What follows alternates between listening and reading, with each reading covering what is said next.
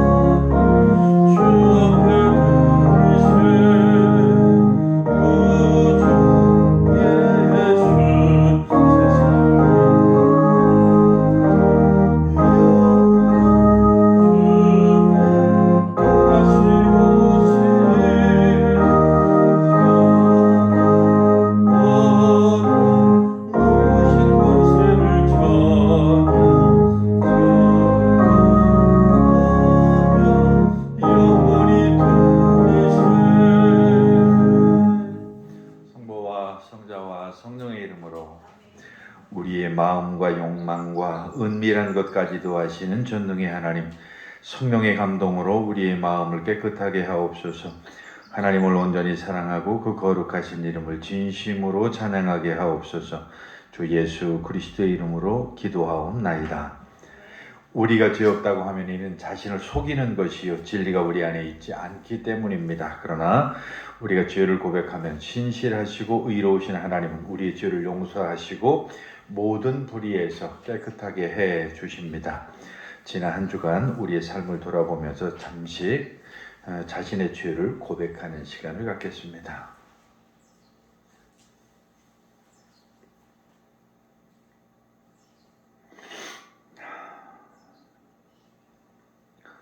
우리는 죄에서 벗어날 수 없음을 고백하나이다.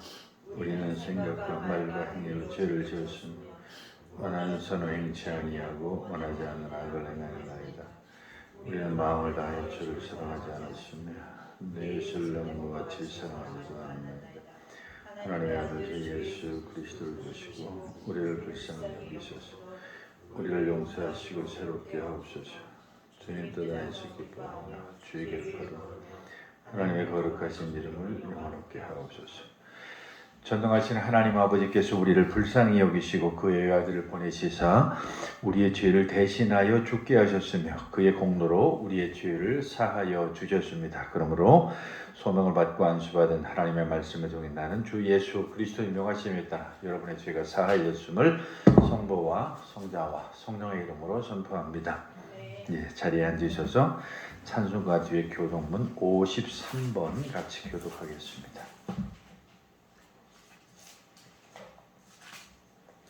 교독문 53번 시편 121편의 말씀입니다.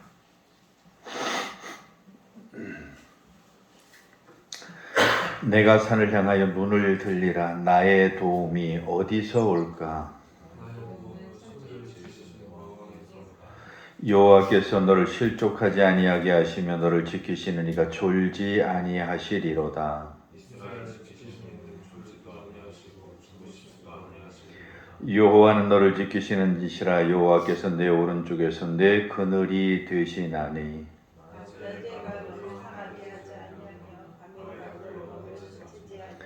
여호와께서 너를 지켜 모든 환난을 면하게 하시며 또 내 영혼을 지키시리로다. 아멘. 이제 한번 우리 같이 기도하실 때에 나라와 민족을 위해서 특별히 일꾼을 뽑는 내일 모레 또 선거일이 있는데 정말 하나님이 기뻐하시는 그러한 일꾼이 뽑히기를 위해서 그리고 우리 교회를 위해서 그리고 많은 어렵고 힘든 우리 이웃들을 위해서도 같이 한번 기도하겠습니다.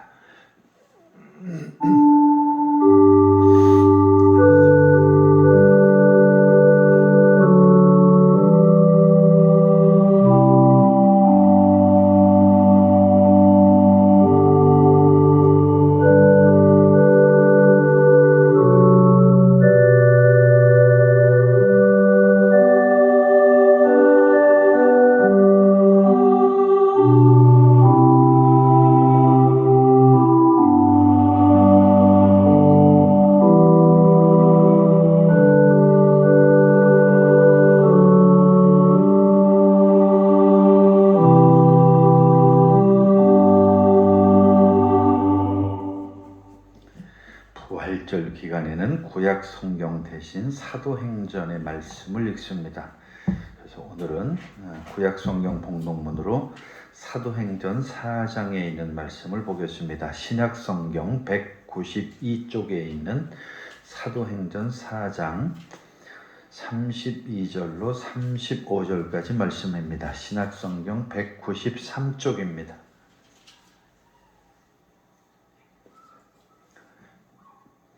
오늘의 구약 성경 말씀 대신은 사도행전 말씀, 사도행전 4장 32절로 35절을 우리 같이 읽겠습니다. 믿는 무리가 한 마음과 한 뜻이 되어 모든 물건을 서로 통용하고 자기 재물을 조금이라도 자기 것이라 하는 이가 하나도 없더라. 사도들이 큰 권능으로 주 예수의 부활을 증언하니 무리가 큰 은혜를 받아 그 중에 가난한 사람이 없으니 이는 밭과 집 있는 자는 팔아 그 판 것의 값을 가져다가 사도들의 발 앞에 두매 그들이 각각 사람의 필요를 따라 나누어 줍니다. 아멘. 오늘 서간문은 요한 1서에 있는 말씀입니다. 신약 성경 388쪽에 있는 요한 1서 1장 1절부터 2장 2절까지 말씀입니다. 신약 성경 388쪽에 있는 요한일서 1장 1절부터 2장 2절까지 말씀입니다.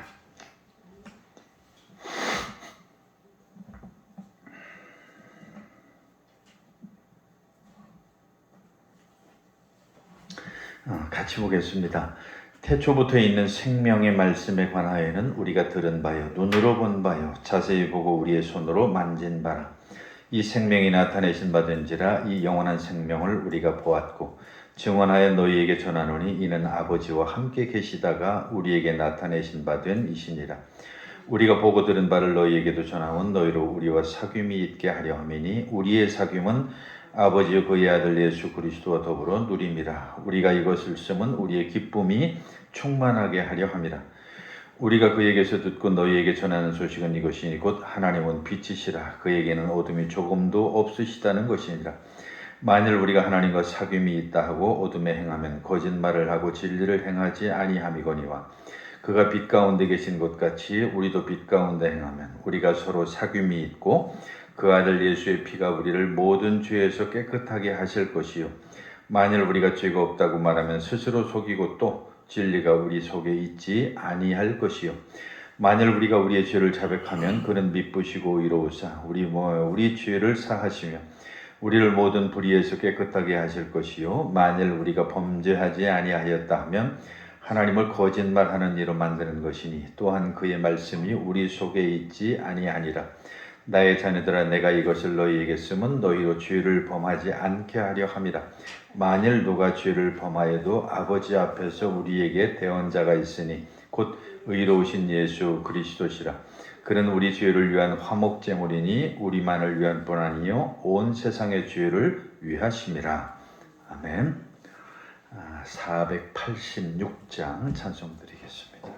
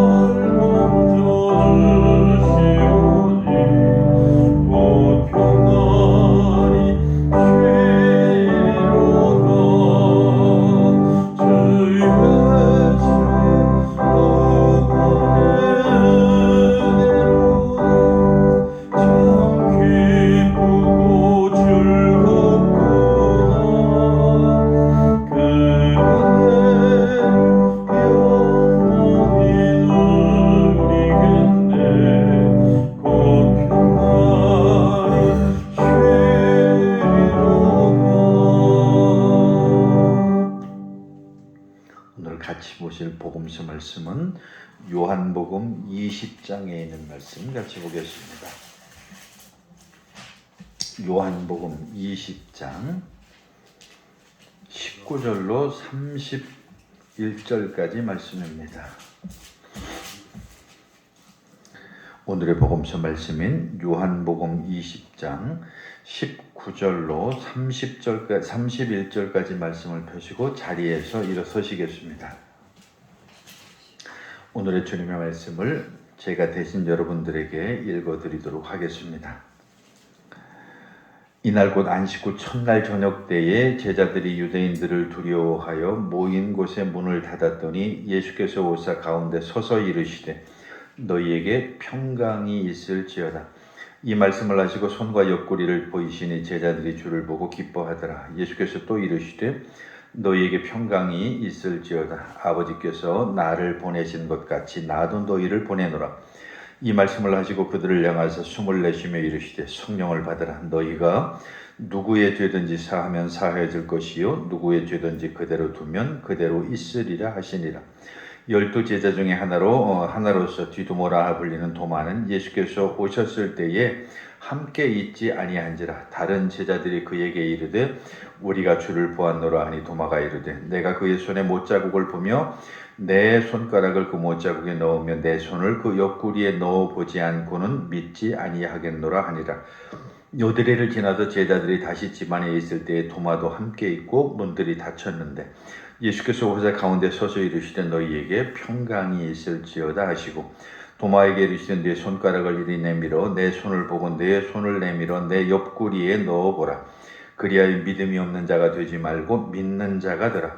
도마가 대답하여 이르되 나의 주님이시요 나의 하나님이시니이다. 예수께서 이르시되 너는 나를 본고로 믿느냐. 보지 못하고 믿는 자는 복되도다 하시니라. 예수께서 제자들 앞에서 이 책에 기록되지 아니한 다른 표적도 많이 행하셨으나 오직 이것을 기록하면 너희로 예수께서 하나님의 아들 그리스도이심을 믿게 하려 함이요 또 너희로 믿고 그 이름을 힘입어 생명을 얻게 하려 함이니라. 아멘. 사도신조로 우리 신앙 고백 드리겠습니다. 전능하사 천지를 만드신 하나님 아버지를 내가 믿사오며 그의 아들 우리 주 예수 그리스도를 믿사오니 이는 성령으로 잉태하사 동정녀 마리에게 나시고 본디오 빌라도에게 고난을 받으사 십자가에 못 박혀 죽으시고 장사한 지 사흘 만에 죽은 자 가운데서 다시 살아나시며 하늘에 오르사 전능하신 하나님 우편에 앉아 계시다가 저리로서 산자와 죽은 자를 심판하러 오시리라. 성령을 믿사오며 거룩한 공회와 성도가 서로 교통하는 것과 죄를 사해 주시는 것과 몸이 다시 사는 것과 영원히 사는 것을 믿사옵나이다. 아멘. 이제 자리에 앉으셔서 538장 찬송 드리겠습니다.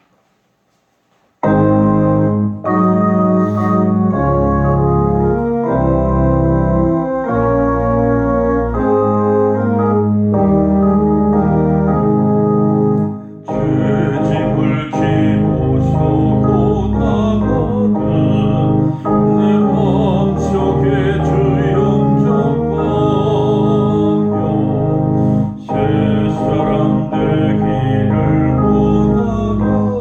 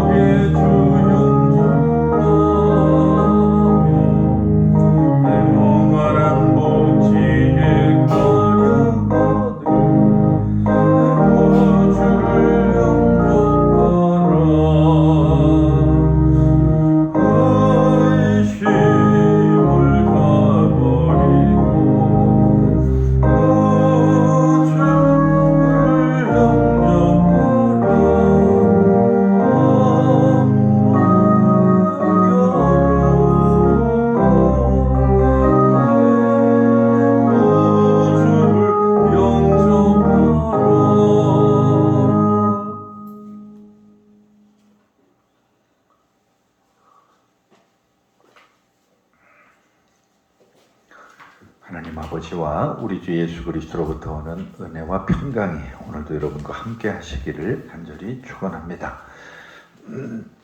오늘은 우리 복음서 말씀인 요한복음 20장 19절로 31절에 있는 말씀을 중심으로 그리스도로부터 오는 평화라고 하는 제목으로 같이 은혜를 나눠보려고 합니다.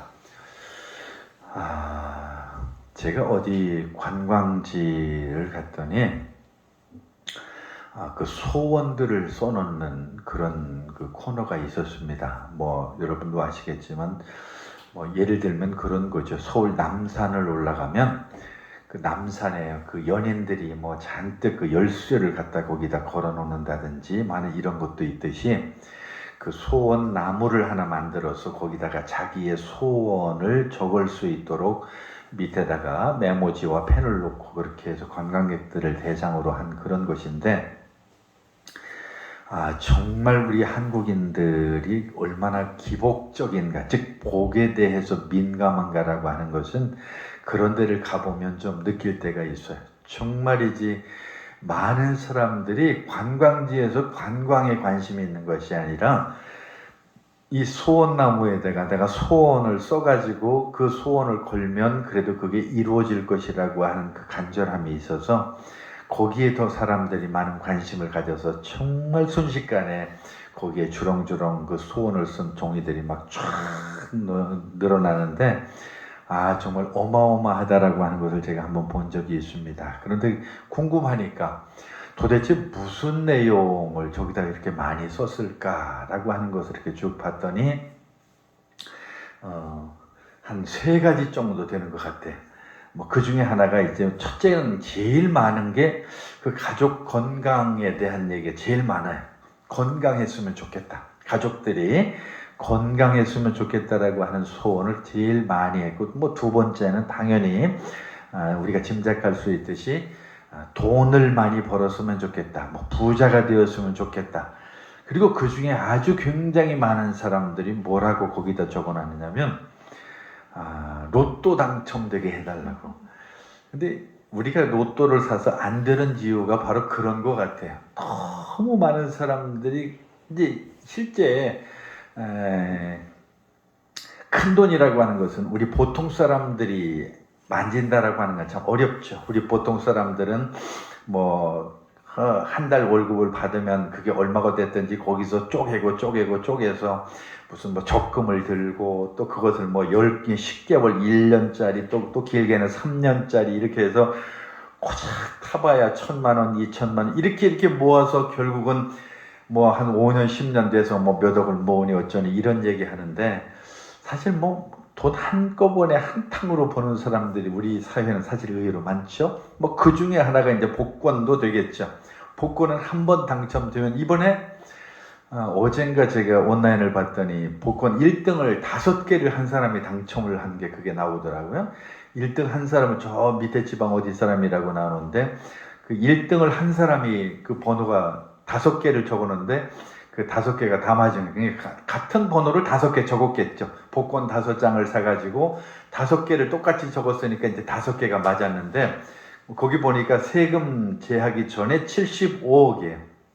그러니까 안만 못타도 그 이것저것 세금을 제해도 한 40억 이상은 좀 타지 않을까. 나머지 세금 다 가져가도 말이 40억이지 정말 큰 돈이죠. 우리 평생에 만져볼 수 없고 꿈도 꿔볼 수 없는 그 엄청난 그렇게 큰 돈이 한 번에 그렇게 생길 수 있다라고 하는 거 누군들 왜 좋아하지 않겠어요? 그러니까 많은 사람들이 소원을 거기다가 그렇게 로또 당첨되게 해달라고 하는 그런 소원을 거기다 적었을 거라고 하는 생각을 충분히 해봅니다.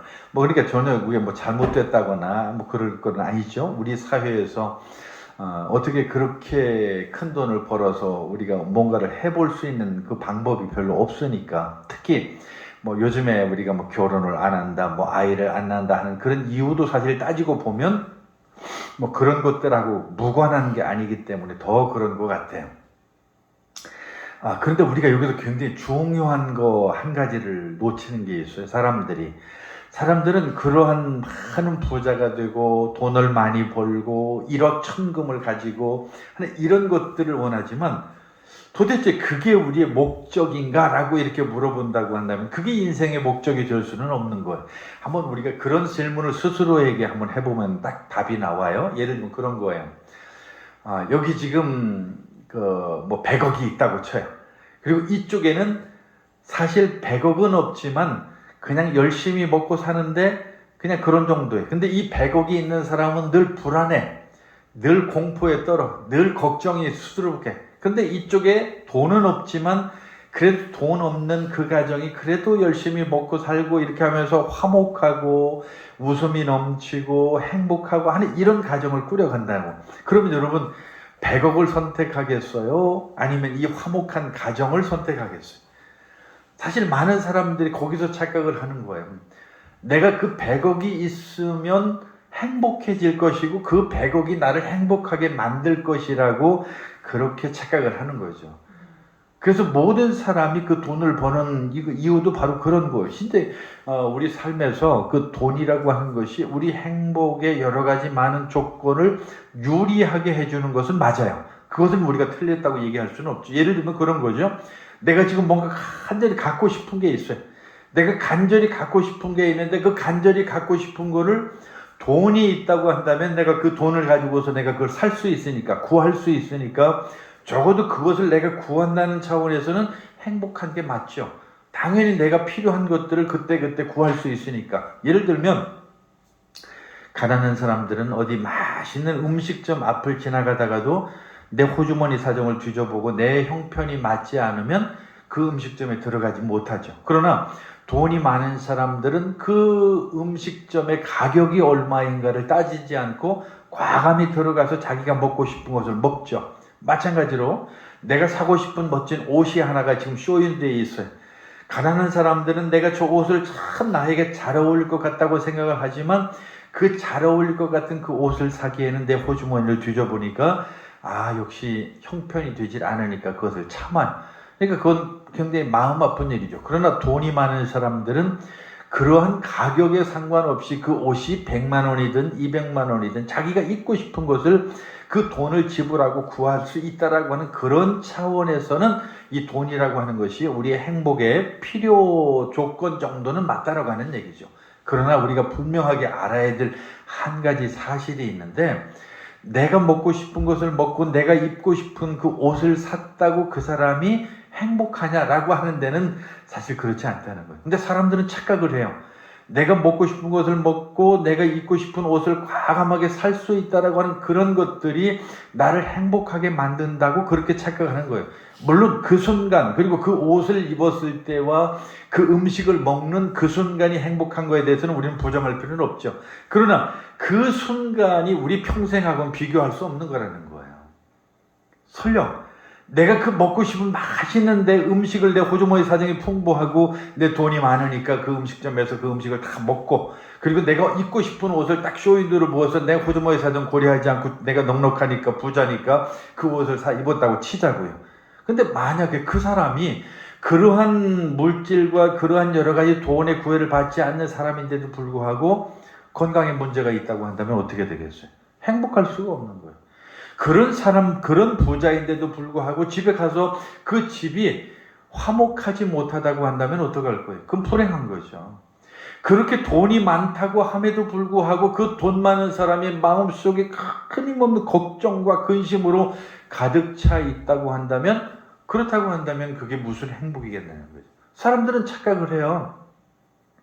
그럼 그렇게 반문할 수도 있죠. 당연히 돈 많은 사람도 화목할 수 있고 돈 많은 사람도 그 가정이나 그 마음속에 근심 걱정 없을 수도 있지 않겠느냐라고 이렇게 반문할 수도 있죠. 오늘 아침에도 그 얘기를 조금 했어요. 근데 여러분 한번 생각해 보세요. 우리가 돈이 많다라고 하는 것은 인간이 그 많은 유혹으로부터 노출이 됐다는 얘기예요. 그게 사람의 이 유혹, 이 인내와 자기 절제와 그리고 자기의 어떤 삶의 어떤 경험을 통해서 그 상황을 잘 극복해낼 수 있을 것처럼 우리 생각하지만 그게 안 되는 거예요. 인간은 유혹의 한계가 있어요. 특히 아담과 하와가 그 에덴 동산에서 먹음직도 하고 보암직도 한 그 사과에 결국은 유혹을 받을 수밖에 없었던 것처럼 우리 인간은 그게 안 되는 거예요. 예를 들면 그런 거예요. 내가 지금 많은 돈을 가지고 그런 부자라고 해서 그 돈을 내가 잘 써야 되겠다라고 마음은 먹지만 그 사람이 그게 안 되는 거예요. 예를 들면 그런 거죠.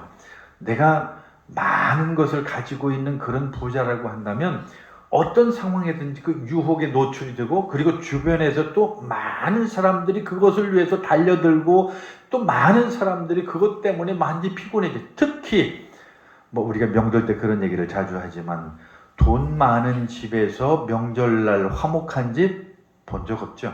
재벌들도 그래. 재벌들도 그 명절에 모이게 되면 서로 싸우기 때문에 재벌들끼리 서로 등을 돌리고 살아요. 이게 뭐 우리나라에서 그 손 꼽는 몇몇 재벌들이 다 그렇죠. 그 사람들이 돈이 없겠어요? 뭐가 없겠어요? 그게 안 되는 거예요. 그렇게 많은 것을 가졌지만 오히려 그게 그들을 갈등으로 만드는 요인이 된다라고 하는 얘기죠. 명절이 돼가지고 그냥 뭐 부모라도 늙고 이제 세상 들을 날이 얼마 안 남아 있으면 그 자녀들끼리 싸우는데, 그 자녀들끼리 싸우는 것에서 그치지 않아요. 그래도 자녀들끼리는 형제고 가족이니까 그렇게 서로 이해가 될지 모르지만 거기에 또 딸린 며느리와 사위가 또 생기게 돼요. 며느리와 사위와 손주들이 또 생기게 돼요. 그러면 그 자녀들의 형제 자매들끼리는 합의가 해서, 우리 부모님이 남겨주신 이런 큰 재산이니까 우리 이거 정말 서로 기분 좋게 가난한 사람에게 주자. 가난한 형제에게 좀 더 많이 주자. 예를 들어 이런 말 한마디 했다가 어떻게 되겠어요? 며느리 사위들이 가만히 있겠어요? 왜 내게 적었냐고.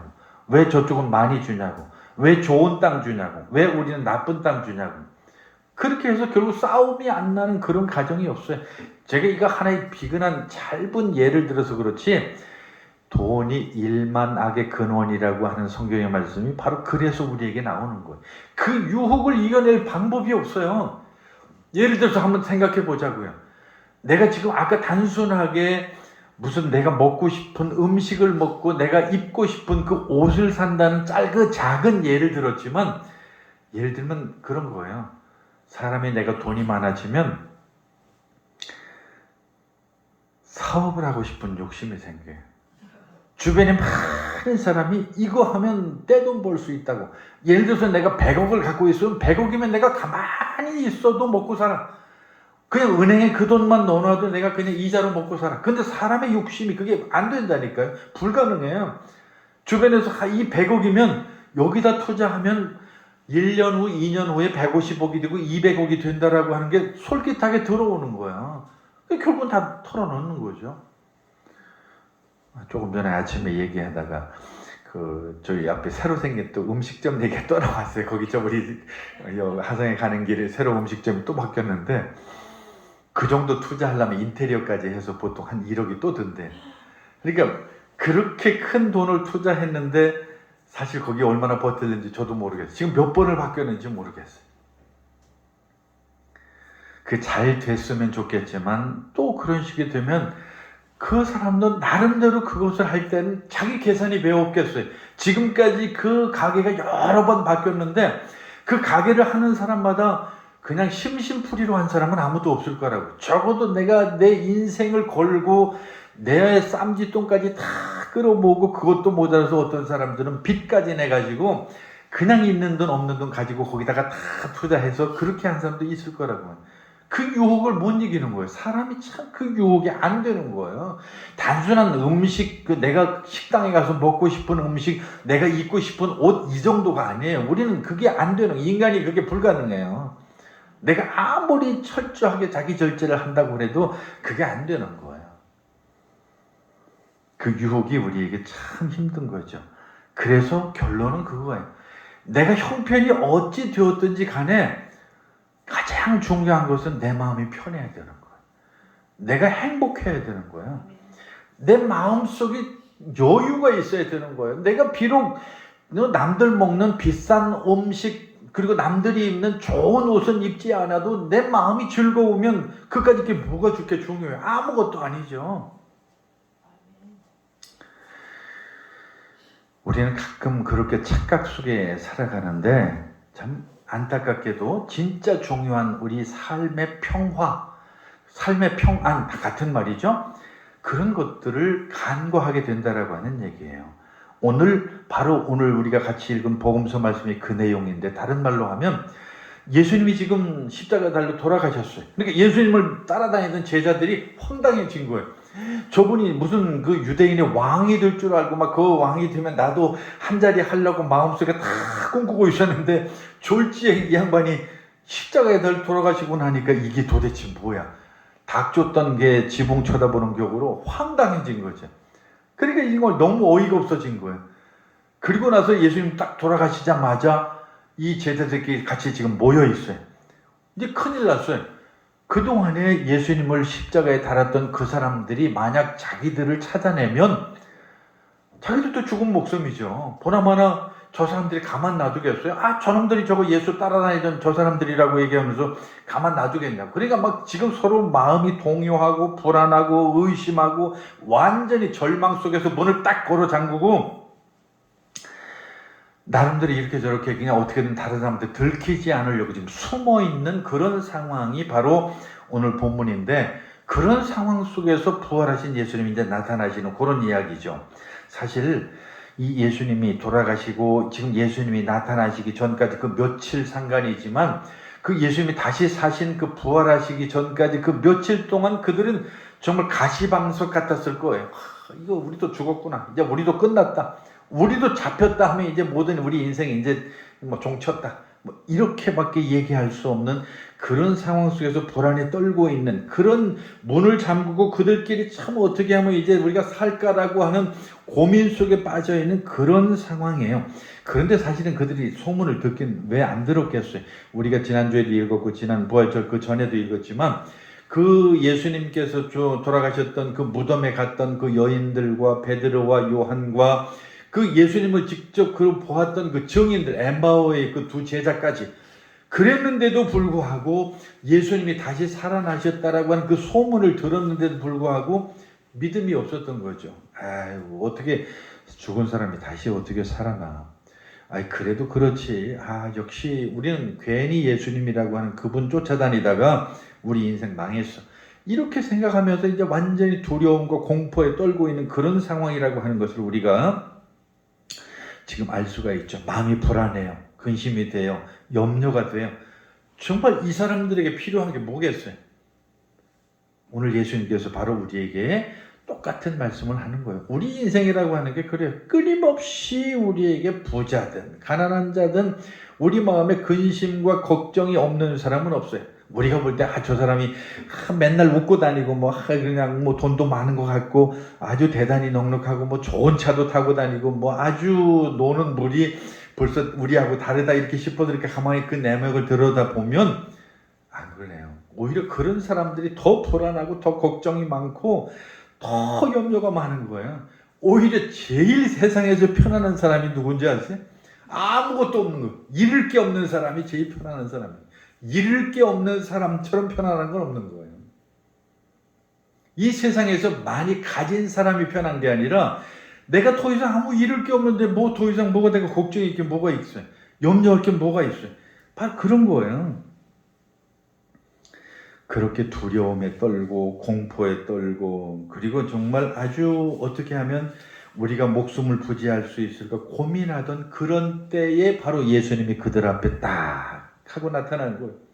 더 놀라운 것은 그렇게 여기 오늘 본문에 보면 안식 후 첫날이라고 하는 것은 이제 우리 주일날을 얘기하는 거예요. 지금으로 말하면 금요일날 돌아가셨으니까 그래서 안식 후 첫날, 지금으로 말하면 이제 주일이죠. 주일날 유대인들을 두려워해서 함께 모였을 때에 그렇게 지금 성경에 나타나는데, 유대인들이 자기들 이제 어떻게 해코지 할까 봐서 무서워서 지금 슬그머니 문 속에 들어가서 문 잠그고 지금 숨어 있는 그런 상황인데, 예수님께서 딱 그들 앞에 짠 하고 나타나가지고 오늘 아주 중요한 3번이나 걸쳐서 똑같은 말씀을 우리에게 들려주신, 그 제자들에게 들려주시는데 무슨 얘기냐면 너희에게 평강이 있을지어다. 그래서 이건 평강이라고 하는 이런 표현을 썼죠. 똑같은 얘기예요. 너희에게 평화가 있을지어다. 이 말은 이제 원래 히브리 말이니까 그 히브리 말 그대로 샬롬이란 뜻이에요. 샬롬. 샬롬. 이게 이스라엘 사람들은 지금도 인사할 때 샬롬 샬롬 이렇게 하죠. 평화 평화. 우리도 마찬가지예요. 우리도 비슷한 인사가 안녕하세요. 안녕이라고 하는 말이 그거예요. 밤새 안녕하세요라고 하는 이런 의미가 우리가 강한데, 그것은 뭐냐면 과거 우리나라가 어렵고 힘들던 시절에 밤새 보면 아침에 보면 누군가 없어지고 죽은 그런 사람들이 너무 많았기 때문에, 그리고 실제 그 당시 평균 수명이라고 하는 게 40대 50대를 못 넘겼다고. 그래서 40대 50대를 넘기고 환갑까지 사는 사람들은 이건 정말 장수한 사람들이, 그러니까 환갑까지 살았으니까 이거 환갑잔치 해야 된다고. 그러니까 막 환갑을 살았다고 하는 그것만으로도 막 와 대단하다. 왜냐면 다 30, 40에 다 죽었으니까요. 근데 환갑을 살았으니 얼마나 대단해.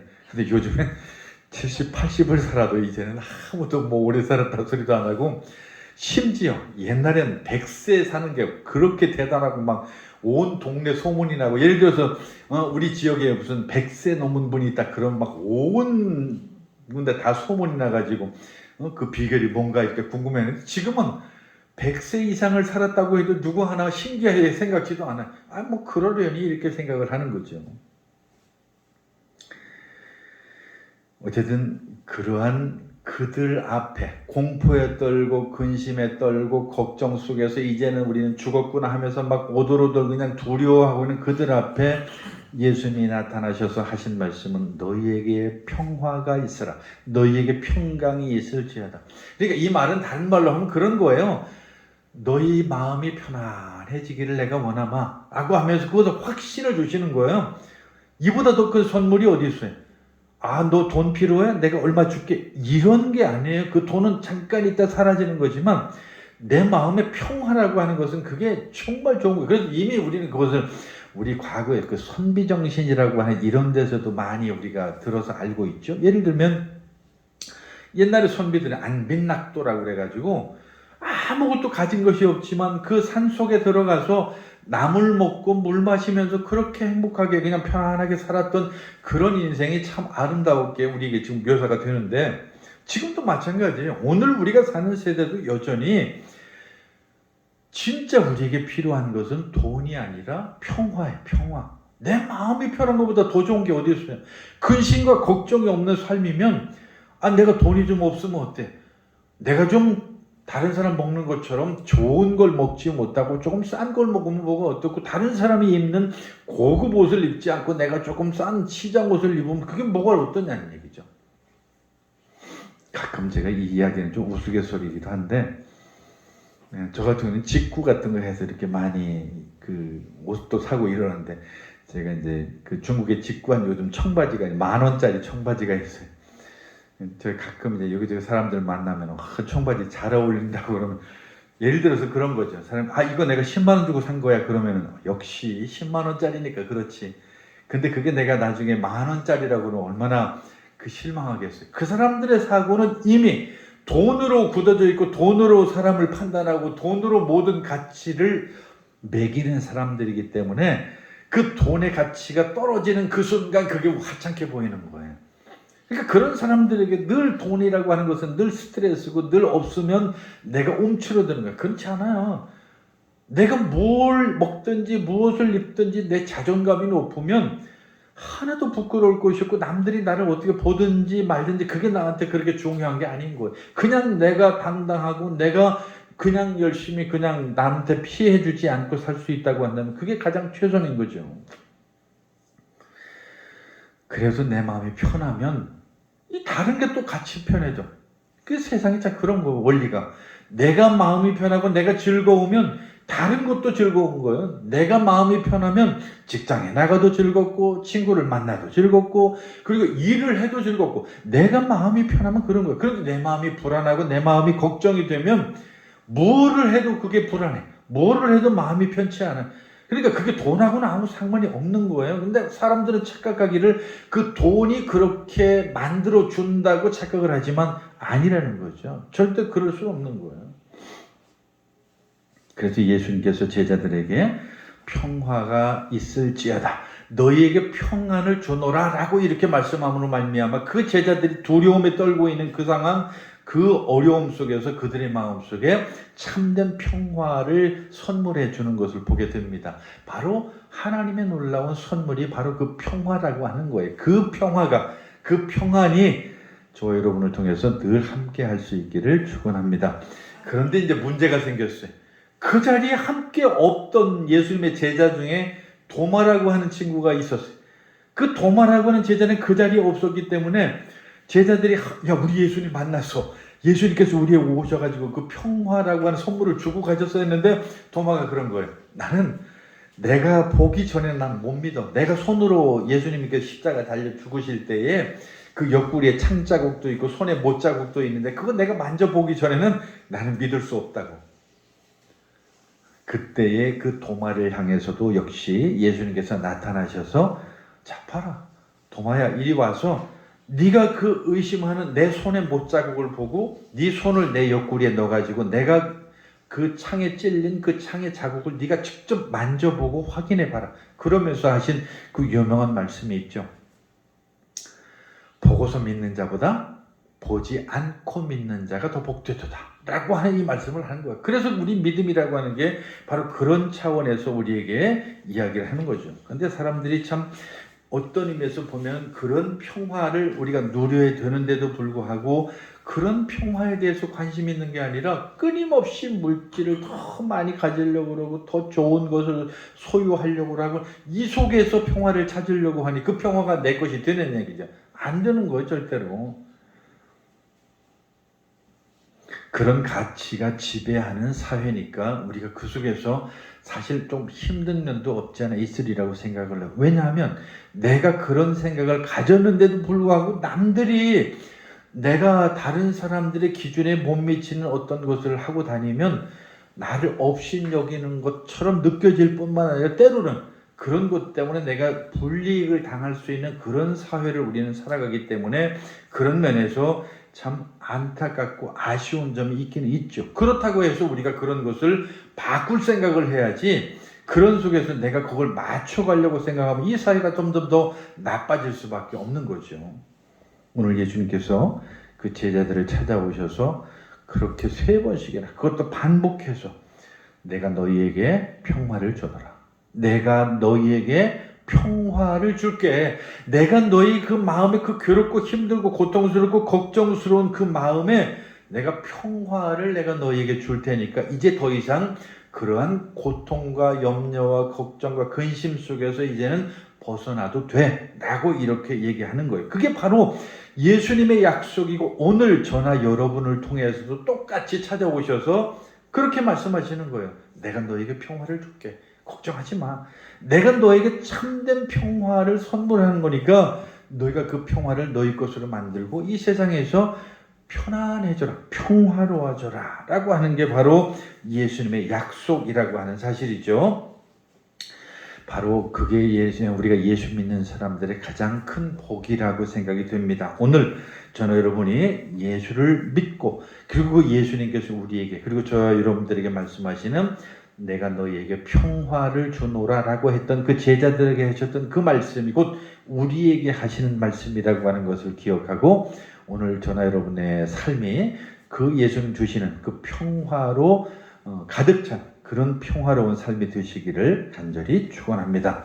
기도하겠습니다. 사랑의 하나님 아버지, 오늘 우리가 이 땅에 살아가면서 뭔가를 가지면 평화로울 것처럼 착각을 하지만 오늘 예수님께서 그 제자들을 향해서 주셨던 그 평화는 참된 평화요 진정한 평화인데 뭘 가져서가 아니라 예수 그리스도로부터 오는 진정한 평화라고 하는 것을 우리가 깨달아 알게 하여 주시옵소서. 그래서 그 평화를 누리게 하시고 이 땅에서 어떤 형태로 우리가 살아가든지 그 평화를 누리며 살아가는 우리가 되게 하여 주시옵소서. 예수님의 이름으로 기도하옵나이다. 아멘.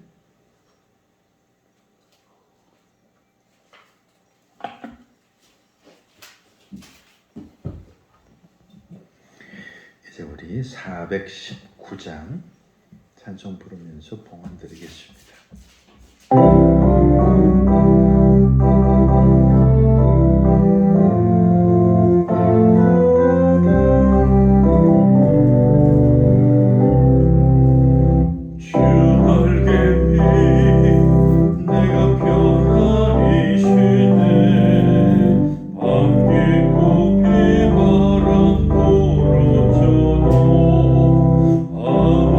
아버지께서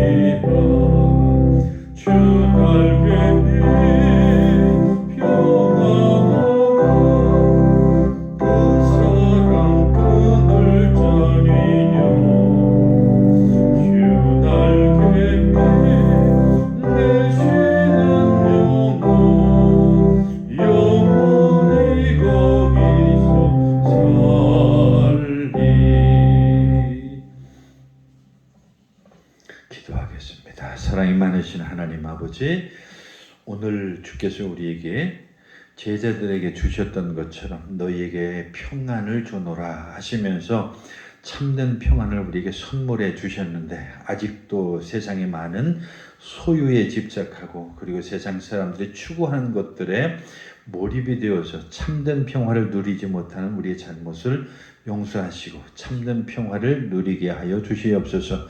오늘도 하나님 앞에 드려진 물질이 있습니다. 기뻐 받으시고 드린 손길 위에 하나님께서 만배로 채우시며 그 간절함이 담겼다고 한다면 그 간절한 마음속의 기도를 하나님께서 들으시고 그 마음에 참 평화와 하나님의 귀한 은혜를 선물하여 주시옵소서.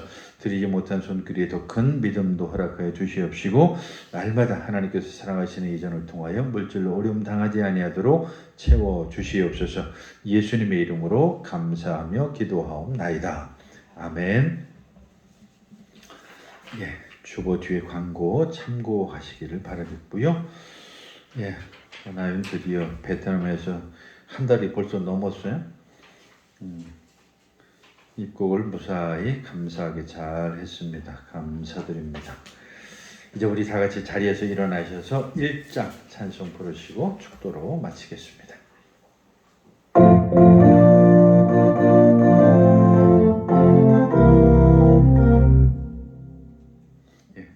1장이라고 그랬는데 거기 주보가 안 바뀌었다고 또 그걸 했어요. 1장 찬송입니다.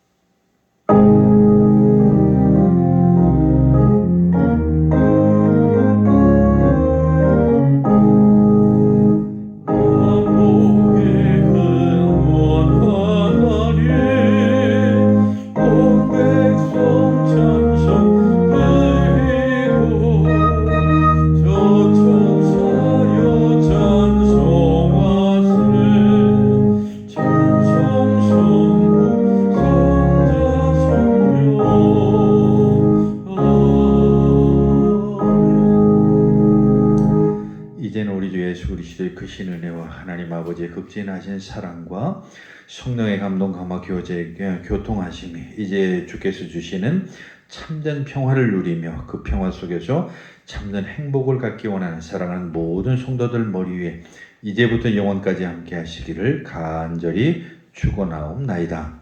아멘.